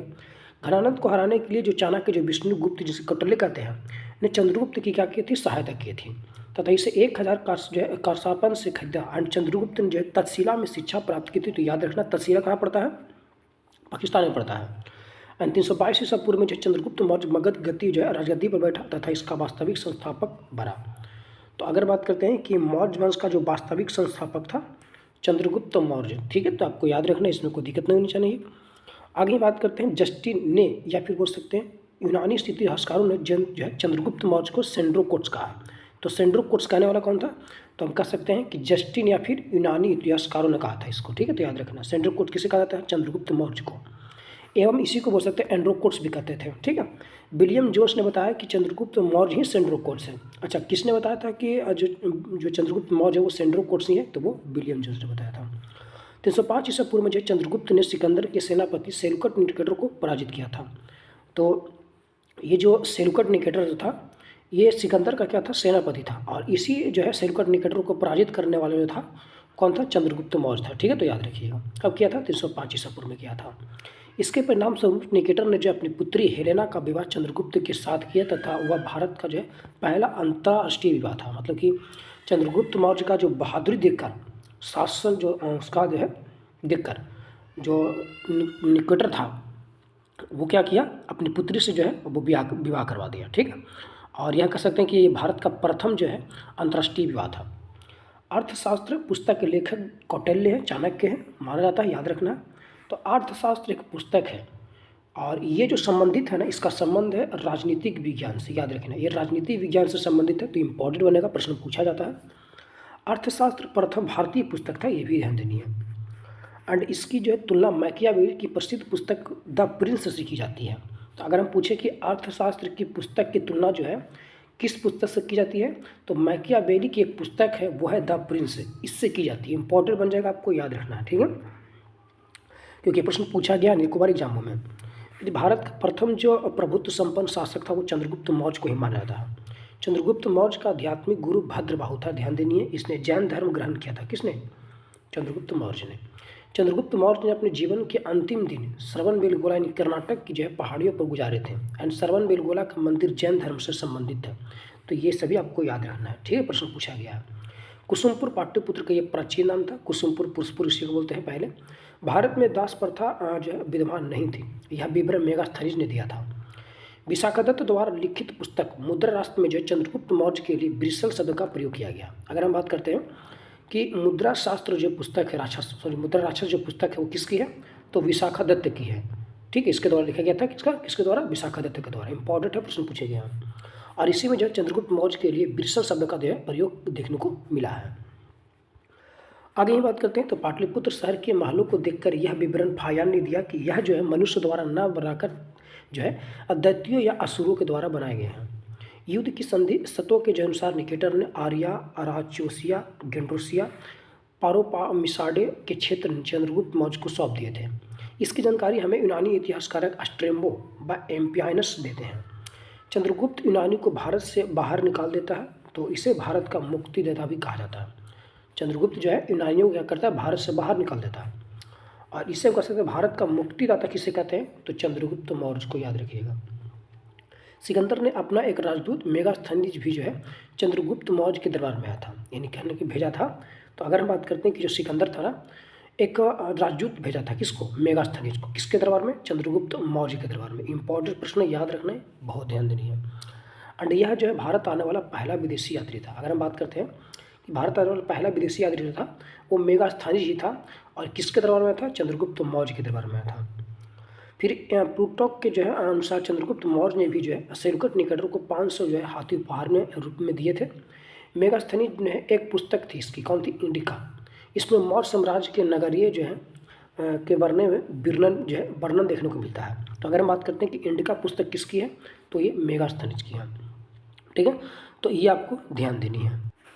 प्रशासन और जो है सैन्य प्रशासन के बारे में वर्णन किया गया है, और इसमें बताया कि प्रशासन के नियंत्रण के लिए 6 समितियों का निर्माण किया गया था। मेगास्थनीज ने मौर्यों के जो है महलों का भी वर्णन किया है, जिसमें लकड़ी व पत्थरों का प्रयोग किया गया है। इंडिका में पाटलिपुत्र का वर्णन किया गया, जिसमें पाटलिपुत्र को पॉलीबोथरा के नाम दिया गया था। इंपॉर्टेंट बन जाएगा जी। ये जो पाटलिपुत्रा है इसी का वर्णन एक नाम दिया गया था, पॉलीबोथरा। तो पॉलीबोथरा जो नाम दिया गया था किस पुस्तक में दिया गया था, इंडिका पुस्तक में। किसकी है, मेगास्थनीज की, याद रखिएगा। ठीक है, जो गंगा व सोन नदी के संगम पर स्थित है तथा इसमें 570 बुर्ज और 64 मीनार है। मेगास्थनीज ने जो है मौर्य साम्राज्य को 7 वर्गों में विभाजित किया था। इंपॉर्टेंट बन जाएगा, आप याद रखिएगा, प्रश्न पूछा गया है, परंतु यह कथन प्रमाणित नहीं है, फिर भी प्रश्न पूछा गया है, याद रखिएगा। चाणक्य ने अर्थशास्त्र नामक ग्रंथ लिखा था, जो संस्कृत भाषा में था, ये ध्यान देनी है। और उसमें जो है 15 अभिकरण व 180 प्रकरण और लगभग 4000 जो है श्लोक है। प्रश्न पूछा गया कि चाणक्य की पुस्तक अर्थशास्त्र में जो है ये कितने जो है अभिकरण का उल्लेख है, तो कितना हो जाएगा, 15। प्रश्न पूछा गया है। ठीक है, और यह पुस्तक कैसी थी, तो राजनीतिक विषय पर आधारित थी। ठीक है, अंडे की बात करते हैं लेकर, तो कहता है चंद्रगुप्त जो है मौर्य वो जैन धर्म का अनुयायी था तथा अपने जीवन के अंतिम समय में जो है पुत्र के पक्ष में शासन त्याग कर जैन मुनि जो है भद्रबाहु से ये जैन धर्म की दीक्षा ली थी। किसके लिए थी, तो भद्रबाहु से ये लिया था शिक्षा। श्रवणबेलगोला जो मैसूर में है वहाँ 298 ईसा पूर्व में चला गया और उपवास द्वारा शरीर त्याग दिया, यानी कि संलेखना विधि द्वारा। तो संलेखना विधि द्वारा क्या किया, चंद्रगुप्त मौर्य जो है 298 ईसा पूर्व में श्रवणबेलगोला में जो है ये क्या किया, तो शरीर को त्याग दिया गया। फिर जैन लेखों के अनुसार चंद्रगुप्त मौर्य के शासन काल के जो है काल के अंत में मगध में जो है 12 वर्षों का भीषण अकाल पड़ा। चंद्रगुप्त मौर्य के सामंत पुष्यगुप्त ने जो है गुजरात में सुदर्शन झील का निर्माण करवाया था, याद रखनी है। फिर यही बात करता है, नेक्स्ट आता है बिंदुसार, इंपॉर्टेंट है। देखिए बिंबिसार बिंदुसार में बहुत अंतर है, ठीक है, तो इसमें गलती नहीं कीजिएगा। बिंबिसार हरेक वंश का संस्थापक था, जबकि बिंदुसार जो है मौर्य वंश का ये शासक है। बिंदुसार का शासन रहता है 298 से लेकर 272 ईसा पूर्व तक। चंद्रगुप्त मौर्य का पुत्र ही बिंदुसार था, जो 298 ईसा पूर्व में गद्दी पर बैठा था। एंड ईरानी साहित्य में इससे अमित्र जो है अमित्र चेटस या फिर बोल सकते हैं अमित्र घात कहते हैं। इंपॉर्टेंट बन जाएगा। किस शासक के जो है अगर बात करते हैं तो यूनानी साहित्य में अमित्रो चेटस या फिर अमित्र घात कहते हैं, तो बिंदुसार को। इनका और भी नाम है। तिब्बती इसका इतिहासकार जो है तारनाथ के अनुसार यह एक महान शासक था और यह एक जो है सिजेरियन बेबी था। और इसके अनुसार जो बिंदुसार ने दक्षिण भारत पर आक्रमण किए और यह आजीवक संप्रदाय का भी अनुयायी था। तो आजीवक संप्रदाय का भी अनुयायी कौन था, बिंदुसार ही था। तो ये भी आपको ध्यान देनी है। फिर बताया था भी आपको कि आजीवक संप्रदाय के संस्थापक कौन था, तो मखल्ली पुत्र गोसाल था, जो कि पहले बता चुके हैं। यूनानी इतिहासकारक एथिनियस के अनुसार जो है उसने यूनानी के शासक एंटियोकस प्रथम से 3 वस्तुएं मंगवाई थी, मीठी शराब, सूखे मेवे, स्पेन अंजीर और दार्शनिक। बिंदुसार के समय तक्षशिला में 2 विद्रोह हुए, जिसका दमन जो है अशोक व सुसीम ने किया, और नेपाल विद्रोह का दमन भी जो है अशोक ने किया था। बिंदुसार की मृत्यु के समय अशोक उज्जैन में क्या था, राज्यपाल था। देखिए यहाँ से आपको याद रखना, जैसे बिंदुसार का नाम बताएं कि अनेक नाम इनका था, उपनाम, जैसे बिंदुपाल, ये चीनी विवरण में देखने को मिलता है बिंदुपाल, स्ट्रेम्बो में अलीड्रोकेटस देखने को मिलता है, और जैन ग्रंथ में सिंह से देखने को मिलता है। तो प्रश्न पूछेगा कि बिंदुसार को जो है जैन ग्रंथ में किस नाम से जानते हैं, तो सिंह के नाम से। और वायु प्राण में जो इसे हमें भद्रसार के नाम से जानते हैं, तो ये प्रश्न पूछा भी गया, ठीक है, तो याद रखिएगा। फिर आता है उसके बाद अशोक, इंपॉर्टेंट बनेगा, हम लोग अशोक का ही वंशज हैं, ठीक है, अशोक सम्राट अशोक। तो बात करते हैं 269 ईसा पूर्व से लेकर 232 ईसा पूर्व, यानी अशोक का जो है 4 वर्षों तक अपने भाइयों के साथ सत्ता संघर्ष चला। अनसिहली अनुश्रुति की मान्यता के अनुसार अशोक ने जो है 99 भाइयों की हत्या की थी। अशोक की माता का नाम भीमा यानी कि सुभद्रांगी था, और इनकी पत्नी देवी विदिशा मध्य प्रदेश की थी, जिन्हें जो है पुत्र महेंद्र प्राप्त हुआ था, व पुत्री जो था संघमित्रा प्राप्त हुई थी। और श्रीलंका में बौद्ध धर्म का प्रचार प्रसार किया था, याद रखना किसने किया था, तो महेंद्र व संघमित्रा को जो है श्रीलंका में बौद्ध धर्म के प्रचार के लिए जो है भेजा गया था। फिर इसकी दूसरी पत्नी थी कारुबाखी, और बेटा का उसका था तीवर था, जिनका एक अभिलेख मिलता है। अशोक ने क्रोधित होकर जो है तिस्तरचिता को जीवित जला दिया था। और अशोक का राजाभिषेक जो है 269 ईसा पूर्व में हुआ था, तो ये आप याद रखिएगा अशोक का राजाभिषेक। फिर अशोक का नाम जिसे देखने को मिलता है, बहुत इंपॉर्टेंट है, एक बार नहीं अनेकों बार पूछा गया। जैसे अशोक का पुराण में जो है इसका अशोक वर्धन जो है जाना जाता है। पुराण में गिरनार अभिलेख से जो है ये अशोक, मतलब कि अशोक का जो है अशोक मौर्य प्राप्त हुआ है। तो अशोक मौर्य जो है नाम देखने को मिलेगा आपको, वो गिरनार अभिलेख में देखने को मिलेगा। और जो मास्की, जो अगुर्जा, नेटुर और उदयलुगलम जो अभिलेख है, इसमें अशोक को अशोक देखने को ना मिला। तो ये कहीं कहीं आपको अशोक मौर्य देखने को मिलेगा, या फिर बात करते हैं सम्राट, ठीक है, तो ये भी आप याद रखना। सम्राट की बात करता कि सम्राट जो अशोक देखने को मिलता है नाम कहाँ से, गिरनार अभिलेख से। लेकिन अशोक का ही नाम देखने को कहाँ से मिलता है, तो मास्की अभिलेख, गुर्जरा अभिलेख, नेटुर अभिलेख, उदयगोलम अभिलेख, ये चारों से देखने को मिलता है। और भाबरी अभिलेख से प्रियदर्शी देखने को मिलता है, ठीक है। अशोक का नाम जो प्रियदर्शी पड़ा था वो देखने को कहाँ मिलता है, भाबरू अभिलेख से मिला था, तो याद रखना बहुत इंपॉर्टेंट है। फिर आगे है कलहन की पुस्तक, पता ही है आपको, राजतरंगिणी है, के अनुसार जो है अशोक पहले भगवान शिव का अनुयायी था, ठीक है, पहले शिव का अनुयायी था। फिर अशोक ने जो है श्रीनगर शहर की स्थापना की थी, ये भी याद रखना, श्रीनगर की स्थापना करने वाला अशोक ही था, और वहाँ शिव मंदिर का निर्माण करवाया। राजतरंगिणी को भारतीय इतिहास की प्रथम पुस्तक माना था, किसको, राजतरंगिणी को भारतीय इतिहास की प्रथम पुस्तक माना था। तथा कलहन जय सिंह के दरबार में था। अशोक ने जो नेपाल में भी ललित पाटन शहर बसाया था। अशोक ने अपने राज्याभिषेक के 8वें वर्ष 261 ईसा पूर्व में जो है कलिंग युद्ध किया, और कलिंग युद्ध का शासक जो है नंदराज था। तो कलिंग युद्ध कब की गई थी, 261 ईसा पूर्व में, याद रखिए इंपॉर्टेंट बनेगा। और इस युद्ध में जो अशोक ने जो है विजय प्राप्त की, लेकिन इस युद्ध में 1 लाख लोग मारे गए थे, और 1.5 लाख लोग जो है बंदी बनाया गया। और इस युद्ध के पश्चात अशोक का हृदय परिवर्तन हो गया, और इसीलिए उसने जो युद्ध घोष के स्थान पर जो है धाम घोष को अपना लिया, तो याद रखिएगा। एंड मौर्यकालीन स्थापत्य कला का सर्वश्रेष्ठ नमूना सांची का जो स्तूप है, एंड यह बौद्ध धर्म से संबंधित है। तो अगर बात करते हैं सांची स्तूप जो है किससे संबंधित है, बौद्ध धर्म से संबंधित है, ठीक है। और ये मौर्यकालीन स्थापत्य कला का सर्वश्रेष्ठ नमूना है सांची स्तूप, मध्य प्रदेश में, ठीक है।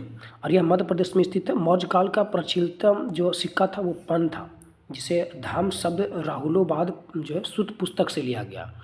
धाम जो है एक संहिता है, और मौर्य काल का जो है सर्वश्रेष्ठ बंदरगाह ताम्रलिपि है।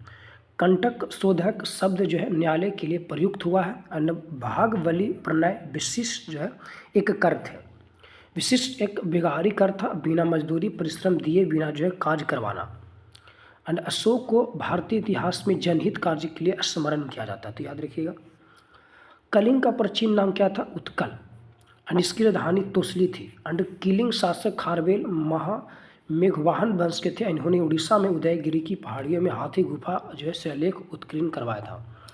तो अगर बात करते हैं उड़ीसा का भी जो उल्लेख देखने को मिलता है, सबसे पुराना जो नाम था वो कलिंग ही नाम था। ठीक है, और सबसे बड़ा इम्पोर्टेंट कि ये जो हाथी गुफा का अभिलेख देखने को मिल जाएगा वो आपको उदयगिरी की पहाड़ी जो उड़ीसा में है वो देखने को मिलेगा वहाँ पर ही। फिर कौटिल्य की अर्थशास्त्र के अनुसार जो है कलिंग हाथियों के लिए प्रसिद्ध था। जो कलिंग था वो हाथियों के लिए प्रसिद्ध था। इन्हीं जो है हाथियों को प्राप्त करने के लिए अशोक ने कलिंग पर आक्रमण किया था। सीली अनुश्रुतियों दीपवंश व महावंश के अनुसार अशोक को उसके शासन के चौथे जो है वर्ष निग्रोथ नामक भिक्षु ने बौद्ध धर्म में क्या किया था, दीक्षित दिया था, मतलब दीक्षित दिया था बोल सकते हैं। एंड इसके बाद जो अशोक मुगली पुत्र तीस से प्रभावित हुआ एंड बौद्ध धर्म में ये रुचि लगने लगा था। एंड ये बात करते हैं दिव्यावधान, जो बौद्ध साहित्य के अनुसार जो है अशोक को बौद्ध धर्म में दीक्षित करने का श्रेय उपगुप्त ने दिया था। मतलब कि जो बौद्ध धर्म का जो दीक्षा दिया था वो अशोक को कौन दिया था, उपगुप्त ने दिया था। फिर चीनी यात्री हुएनसांग इसका समर्थन करता है। अशोक ने अपने शासक के दौरान जो है सर्वप्रथम बौद्ध गया धाम यात्रा की ओर जो है 20वें वर्ष में लुम्बिनी की यात्रा की थी। ठीक है, किसवें वर्ष है, 20वें वर्ष में, याद रखिएगा। अशोक ने धाम के प्रचार प्रसार हेतु जगह जगह लेख उत्कीर्ण करवाए। अशोक ने जो है अशोक को इसकी प्रेरणा ईरानी शासक डेरियस प्रथम और दास प्रथम से मिली। इसकी खोज 1750 ईसा पूर्व में टाइफेदंतर ने जो है किया था।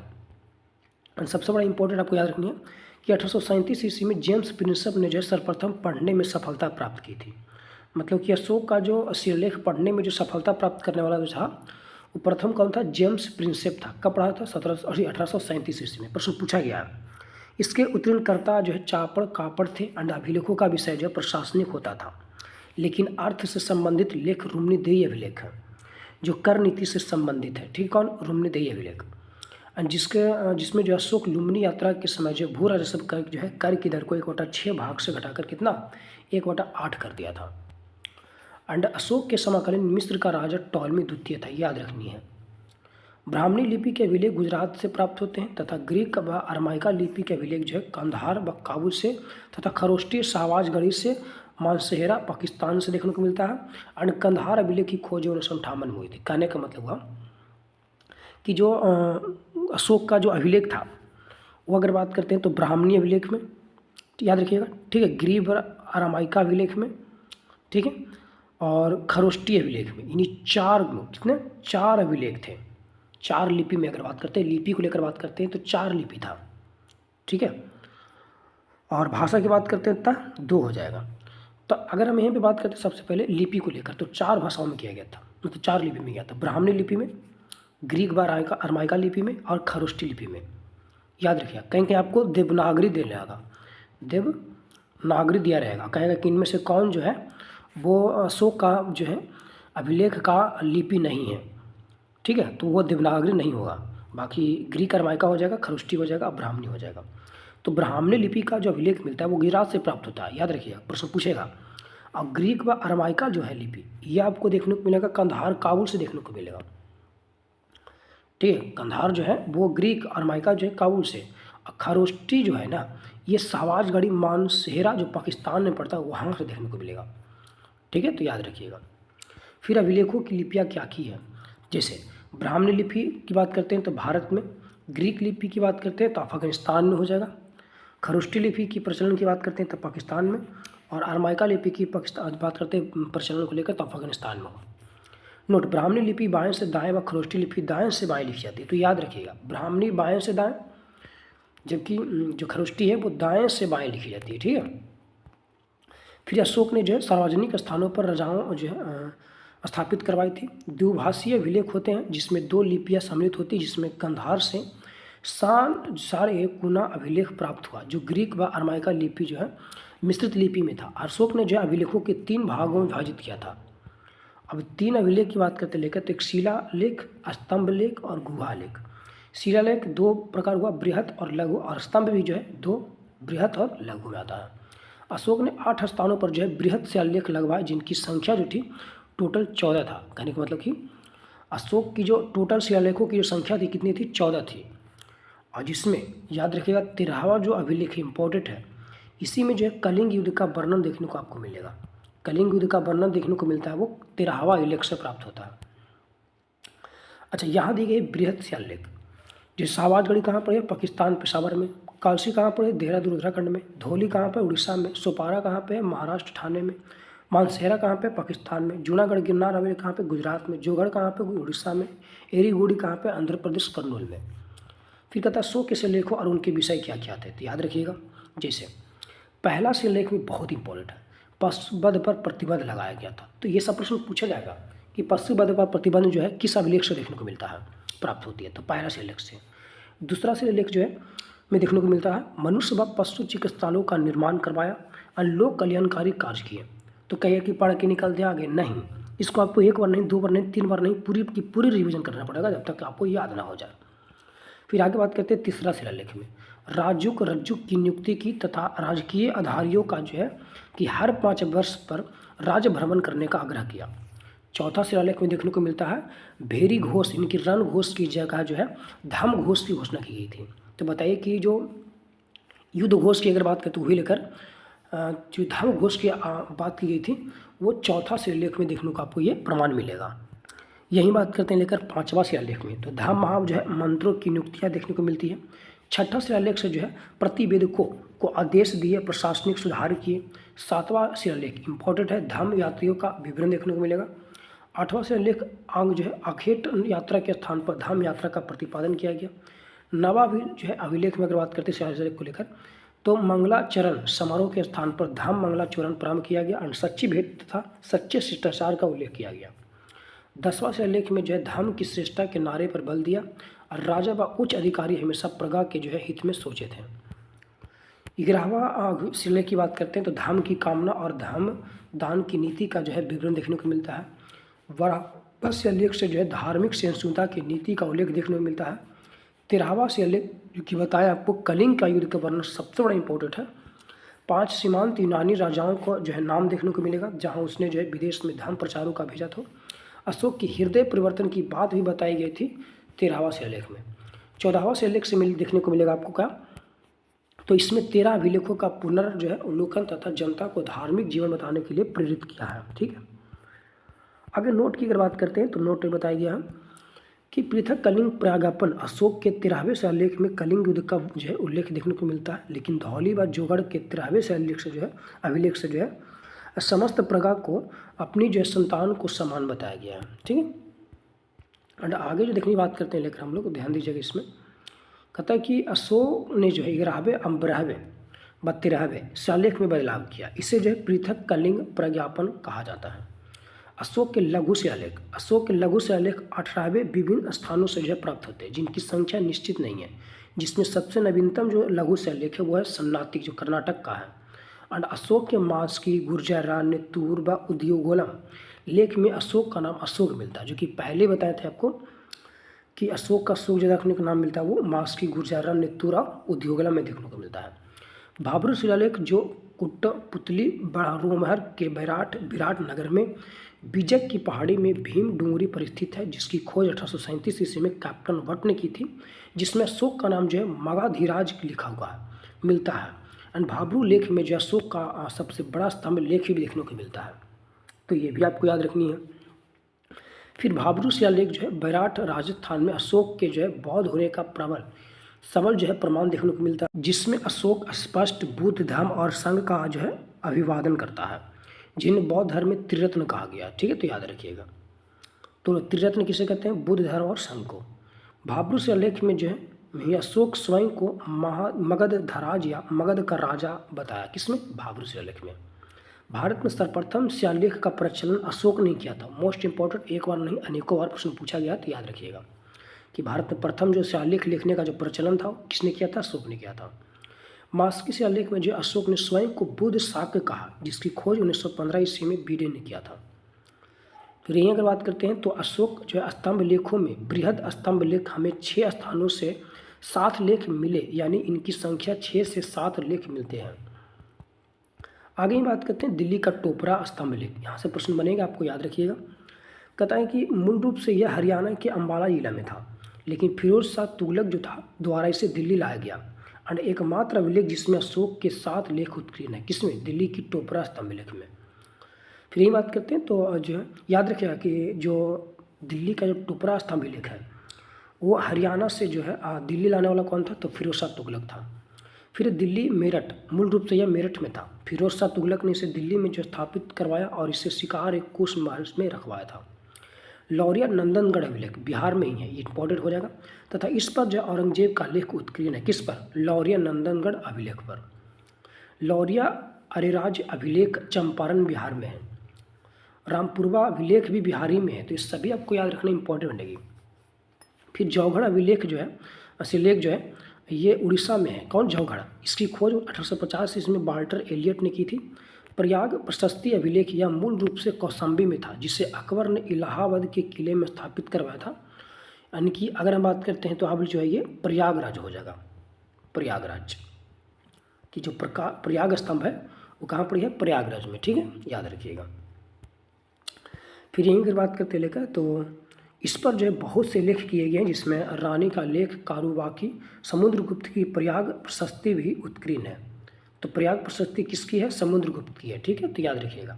इसमें जो अकबर व बीरबल का लेख उत्कीर्ण देखने को मिलता है। अशोक के शिलालेख मध्य प्रदेश में रूपनाथ तथा गुर्जा कर्नाटक में, एंड गोभी मठ, ब्रह्मगिरी, सिद्धपुर, जेगट रामेश्वर, कनक नगली, पालकीगुड्डू बिहार में, सासाराम उत्तर प्रदेश में आहरौरा नामक स्थान पर है।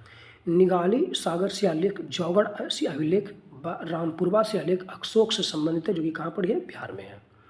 अशोक के लघु स्तंभ लेखों में राजकीय जो है घोषणा देखने को, अशोक स्तंभ सांची में, धामेक स्तूप सारनाथ में। तो याद रखिएगा कि जो अशोक स्तंभ जो है सांची में, जबकि धामेक स्तूप जो है सारनाथ में है।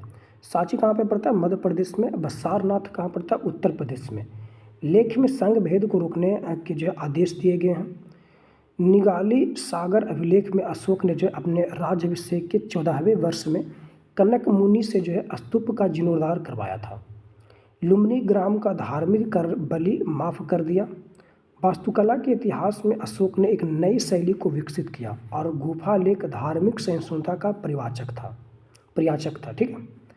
बराबर की जो पहाड़ियाँ है में अशोक ने 4 गुफाओं का निर्माण करवाया था। तो याद रखना है, जो कर्ण गुफा, सुदामा गुफा, चौपार गुफा तथा विश्व झोपड़ी गुफा थी, आजीवक संप्रदाय के भिक्षुओं को दान में दी गई थी। एंड अशोक के जो है पौत्र दशरथ ने नागार्जुनी पहाड़ी पर गुफाओं का निर्माण करवाया था तथा बराबर की पहाड़ी पर जो है दशरथ ने लोमसा ऋषि की जो है गुफा बनवाई थी। और यहीं अगर हम बात करते लेकर तो बौद्ध परंपराओं के अनुसार अशोक ने जो है 84,000 स्तूपों का निर्माण करवाया था। ठीक है, जिसमें महात्मा बुद्ध की मृत्यु के बाद जो है 9 स्तूप का निर्माण करवाया था। 8 स्तूपों में जो है बुद्ध के शारीरिक अवशेष रखे गए हैं और 9वें में जो उनके पात्र हैं। आहरौरा लेख में यह घोषणा की गई कि अशोक व्यक्ति जो है गत रूप से बौद्ध धर्म का अनुयायी था और अर्थशास्त्र में 18 जो है तीर्थों का यह वर्णन किया गया है। मौर्यकालीन उच्चाधिकारी तीर्थ, यहाँ से आपको देखने को प्रश्न मिलेगा, तो याद कर लीजिएगा इसको। मौर्यकालीन में जितने भी उच्चाधिकारी जो तीर्थ थे उनका जो है संबंधित विभाग भी दिए गया, उनका तीर्थ दिया गया है। जैसे अगर बात करते हैं कि प्रमुख धर्माधिकारी कौन था, तो प्रधानमंत्री और पुरोहित कहलाता था। सेनापति की बात करते हैं, उद्योग विभाग का मंत्री था। ठीक है, तो उद्योग विभाग का मंत्री कौन था? सेनापति। राजा उत्तराधिकारी कौन? युवराज हो जाएगा। प्रशासता की बात करते हैं तो राजकीय काम जो है कामकाजों को सुरक्षित रखने वाला तथा राज्य की आज्ञाओं को लिपिबद्ध करने वाला ये अधिकारी था, प्रधान अधिकारी। और राजस्व विभाग का प्रधान कौन था? तो संहारता था। नायक कौन था? तो सेना का संचालक अथवा नगर रक्षा का अध्यक्ष होता था नायक। ठीक है, तो प्रश्न पूछेगा जैसे कि बताइए आप लोग, प्रश्न पूछेगा कि पुलिस अधिकारी कौन था? तो इसमें दंडपाल था। ठीक है, याद रखिए। नगर का प्रमुख न्यायाधीश कौन होता था? व्यावहारिक होता था। किसमें? मौर्योत्तर काल में। फिर राजकीय कोषाध्यक्ष कौन होता था? संहिताता होता था। प्रतिष्ठित कौन होता था? तो फौजदारी न्यायालय का न्यायाधीश यानी कमिश्नर। उद्योग व कारखानों का अध्यक्ष कौन होता था? तो बोल सकते हैं क्रामेंतिक। ठीक है। अनंतपाल कौन था? तो सीमावर्ती दुर्गों का ये रक्षक था। दुर्गपाल कौन था? तो राजकीय दुर्ग रक्षकों का अध्यक्ष था। नागरिक नीपौर कौन था? तो नगर कोतवाल या नगर का प्रमुख अधिकारी होता था। फिर ये दौबरिक जो था वो था बात करते लेकर तो राजमहलों की देखरेख करने वाला व्यक्ति। आटिविक कौन था? तो ये वन विभाग का प्रधान था। अंतर्वेदी कौन था? तो अंतःपुर का अध्यक्ष था। और मंत्री परिषदाध्यक्ष जो था वो परिषद का अध्यक्ष होता था। आगे ही बात करते हैं तो ध्यान दीजिएगा, कहा जाता है कि मंत्रिपरिषद के नीचे द्वितीय श्रेणी के जो है अधिकारी थे जिन्हें अध्यक्ष कहा जाता था। अर्थशास्त्र में 26 अध्यायों का उल्लेख है। अर्थशास्त्र में प्रमुख 4 व्यापारिक राजमार्गों का भी वर्णन है। कौटिल्य बताते हैं कि उत्तरापथ की अपेक्षा दक्षिणापथ अधिक महत्वपूर्ण थे। अशोक के समय प्रांतों की संख्या 4 से बढ़ाकर जो है 5 कर दी गई थी, तो याद रखिएगा। प्रांतों का शासन जो है राजवंशीय कुमार या आर्यपुत्र नामक पदाधिकारी द्वारा होता था। अब यहाँ पे मौर्य प्रांत राजधानी दिया गया है। जैसे उत्तरा प्रांत की बात करते हैं तो इसकी राजधानी कहाँ थी? तक्षशिला था। अवंती राष्ट्र की मौर्य प्रांत की राजधानी क्या थी? उज्जैनी थी। और जो प्राची जो मध्य प्रदेश में पड़ता है वो पाटलिपुत्र था। और दक्षिणापथ की जो मौर्य प्रांत की राजधानी थी सुवर्णगिरी। और कलिंग की मौर्य प्रांत की जो राजधानी थी क्या थी? तोसली थी, जो कि पहले ही देख चुके हैं। फिर यहीं प्रांतों को चक्र कहा जाता था। प्रांतों का विभाजन विषय में किया गया था जो विषयपति के जो है अधीन होते थे। जिले का प्रशासनिक अधिकारी कौन होता था? शासक होता था, यानी कि स्थानिक था। शासक स्थानिक था जो सामर्थ्य के अधीन था। मेगास्थनीज के अनुसार नगर का प्रशासन 3 सदस्यों का एक मंडल करता था जो 6 समितियों में विभाजित था। और प्रत्येक समिति में जो है 5 सदस्य जो है होते थे। आगे यही बात करते हैं तो दी गई है नगरीय प्रशासनिक समिति व उसके कार्य। जैसे प्रथम समिति में इसका कार्य क्या था? उद्योग शिल्पों के लिए था, ठीक है। द्वितीय समिति में विदेशियों का देखभाल था। तृतीय समिति में जन्म मरण का बात की गई थी। चतुर्थ समिति में व्यापार वाणिज्य कार्य जो वाणिज्य के लिए कार्य किया गया था। और पंचम समिति में वस्तुओं का विक्रय था। छठी समिति में बिक्री कर का जो है कार्य था। बिक्री कर के रूप में मूल्य का 10वां भाग वसूला जाता था। एंड एग्रोनोमाई मेगास्थनीज के अनुसार मार्ग निर्माण अधिकारी था। सैन्य व्यवस्था में मेगास्थनीज के अनुसार सैन्य विभाग 6 समितियों में विभक्त था और प्रत्येक समिति में 5 सदस्य होते थे। सैनिक प्रबंध की देखरेख करने वाला अधिकारी जो था वह अनंतपाल कहलाता था। तो याद रखिएगा, पूछेगा प्रश्न कि हमारे उत्तर काल में जो है सैनिक प्रबंध की देखरेख करने वाला अधिकारी कौन होता था? अनंतपाल होता था, ठीक है। फिर अगर यही बात करते हैं लेकर आगे तो कहता है सैन्य विभाग का सबसे बड़ा अधिकारी सेनापति होता था।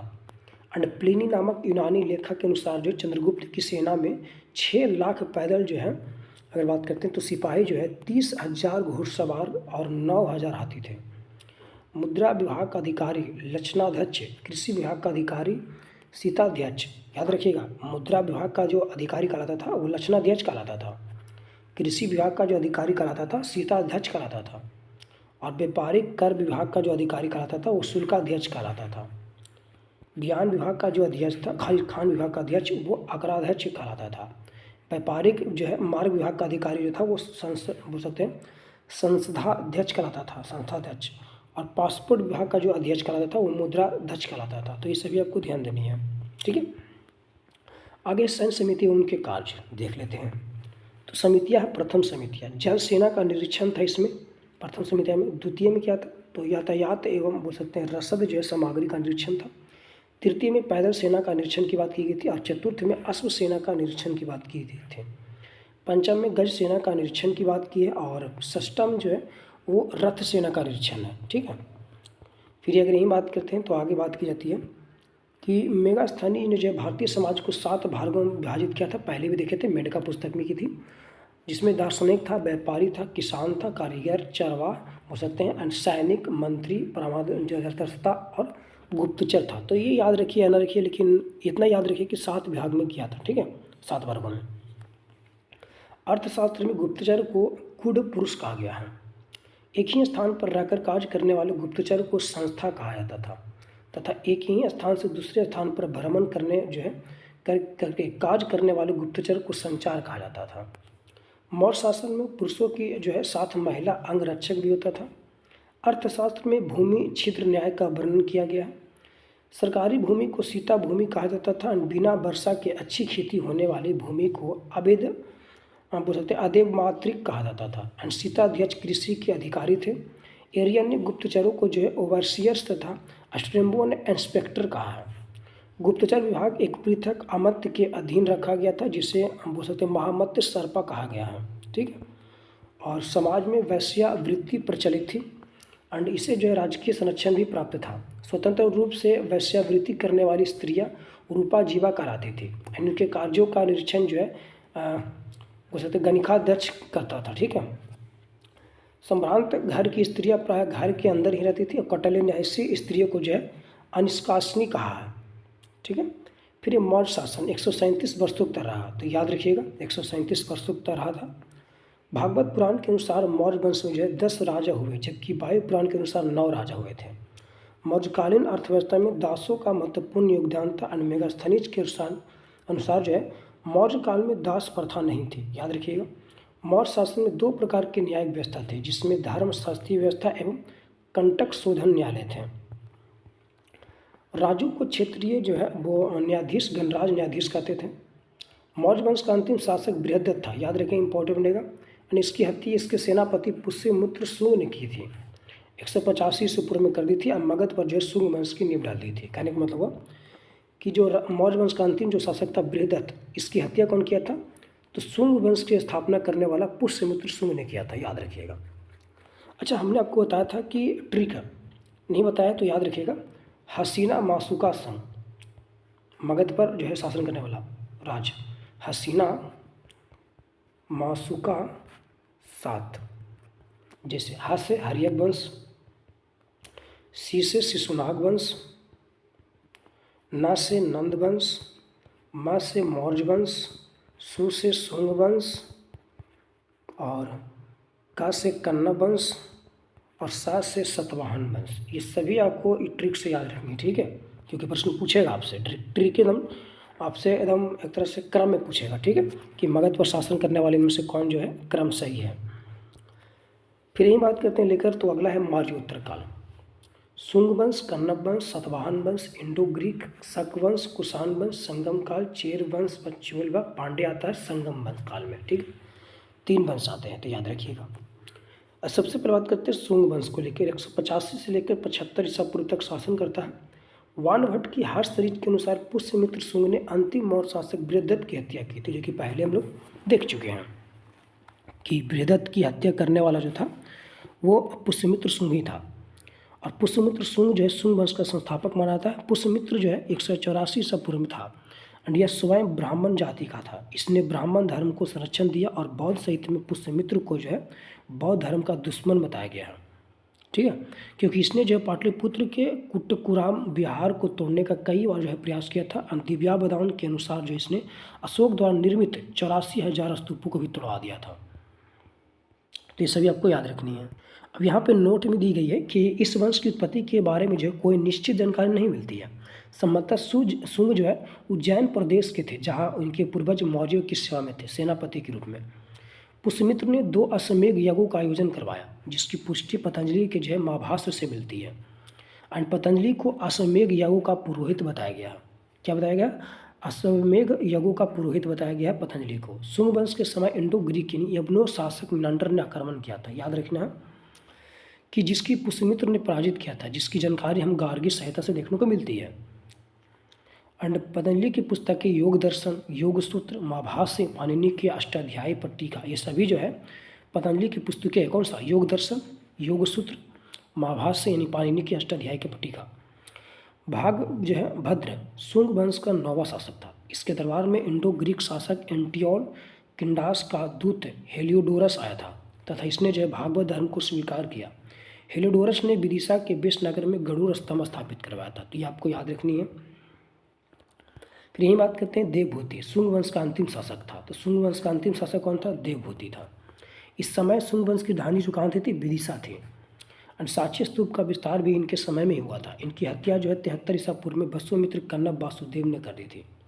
यानी कि कन्नब जो वंश के संस्थापक जो वासुदेव था, वासुदेव, उन्होंने जो है शुंग वंश के अंतिम शासक देवभूति की हत्या की थी। ठीक है, तो याद रखिएगा। इसी की हत्या करके जो है कन्नब वंश का नींव रखता है। किसने? कौन रखता है? वासुदेव रखता है। फिर कन्नब वंश के अंतिम शासक कौन था? सुशर्मा था। तो ये भी याद रखना। नोट, कन्नब वंश के संस्थापक कौन थे? तो वासुदेव कन्नब थे।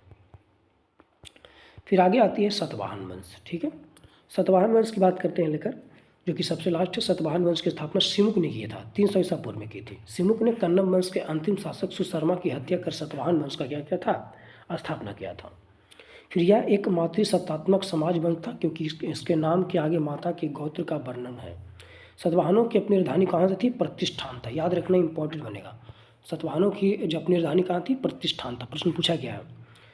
सतकर्णी प्रथम इस वंश का पहला प्रसिद्ध शासक था। इसकी जानकारी हमें नीका के नागा घाट अभिलेख से मिलती है। गाथा सप्तशती की रचना सतवाहन नरेश हाल ने की थी। यह प्रकृति भाषा का ग्रंथ था। सतवाहन नरेश हाल साहित्यकार एवं कवि भी थे। सतवाहन शासकों के समय प्रसिद्ध साहित्यकार गुणांडे भी थे, जिन्होंने बृहत कथा की रचना की। सतवाहन वंश का महान शासक गौतमी पुत्र सतकर्णी था। याद रखिएगा, सतवाहन वंश का महान शासक गौतमी पुत्र कौन था? तो वो सतकर्णी थे। गौतमी पुत्र सतकर्णी ने वेणुकटक स्वामी की उपाधि धारण की। नासिका विलेख में इन्हें एक ब्राह्मण यानी कि एकमात्र ब्राह्मण कहा गया है। सतवाहन ने अधिकांशतः शीशे के सिक्के चलवाए थे। याद रखिएगा, सतवाहन शीशे का आयात रोम से करते थे। सतवाहन काल में चांदी व तांबे के सिक्के का भी प्रयोग होता था, जिसे करपाषाण कहा जाता था। फिर ब्राह्मणों को सर्वप्रथम भूमिदान एवं जागीर देने की प्रथा भी आरंभ सतवाहनों ने किया था। किसको? ब्राह्मण को सर्वप्रथम बोल सकते हैं। भूमिदान एवं जागीर देने की जो प्रथा है, आरंभ करने वाला कौन है? सतवाहन ही था। याद रखिएगा, सतवाहनों को पुराणों में आंध्र वृत्त कहा गया है। सतवाहनों ने अमरावती व नागार्जुनकोंडा के स्तूपों का निर्माण करवाया। अजंता एवं एलोरा की गुफाओं का निर्माण तथा काले के चैत्र का निर्माण भी किया था। सतवाहन वंश के अशोक को दक्षिणाधिपति तथा इनके द्वारा शासित प्रदेशों को दक्षिणापथ कहा जाता है। यज्ञश्री सतकर्णी इस वंश का अंतिम प्रसिद्ध शासक था। यानी कि सतवाहन का अंतिम शासक जो था यज्ञश्री सतकर्णी था।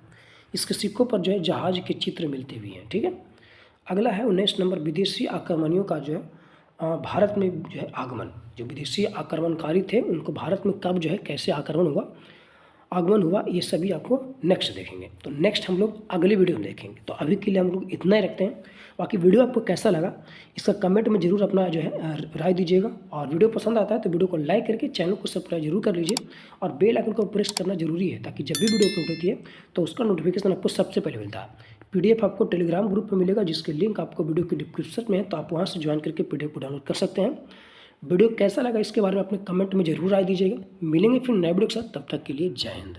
अगर आप किसी भी टीचर या किसी भी पब्लिकेशन बुक का अगर आपको PDF चाहिए तो आप 94 30 53 48 79 पर व्हाट्सएप मैसेज कर सकते हैं और मात्र आपको एक बुक का PDF 21 रुपये में मिल जाएगा। यानी कहने का मतलब कि आप इसमें से किसी भी बुक का अगर PDF प्राप्त करना चाहते हैं तो मात्र आप सिर्फ 21 रुपये में आप प्राप्त कर सकते हैं, चाहे वो कोई भी बुक हो। ठीक है, तो ये सभी अपने में आप बेहतरीन बुक है।